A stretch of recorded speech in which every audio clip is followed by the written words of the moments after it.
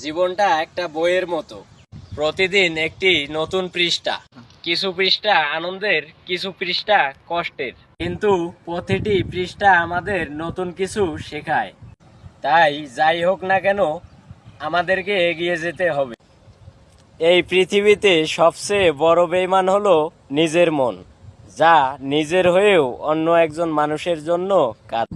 তোমার অপমানিত কথাটি তুমি কারো সঙ্গে শেয়ার করো না, কারণ আজকে তুমি যাকে বিশ্বাস করে তোমার অপমানিত কথা শেয়ার করছো, সেই তোমাকে একদিন দেখিয়ে দেবে অপমান কাকে বলে। টাকা থাকলেই সবার কাছে ভালো হওয়া যায় না। সবার কাছে ভালো তারাই হয় যাদের সুন্দর একটি মন আছে। গরিব মানুষ যদি মরে, তাহলে বলে সে মরে গেছে।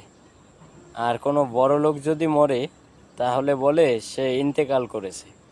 আর যদি কোনো সেলিব্রিটি মারা যায়, তাহলে বলে সে না ফেরার দেশে চলে গেছে। গরু ঘাস খেয়ে দুধ দেয়, আর সাপ দুধ খেয়ে বিষ দেয়। যেমনই যার স্বভাব, তেমনই তার প্রভাব। একটা কথা কি জানেন, কখন যে কাকে কার দরজার সামনে গিয়ে দাঁড়াতে হয়, সেটা সৃষ্টিকর্তা ছাড়া আর কেউ জানেন না।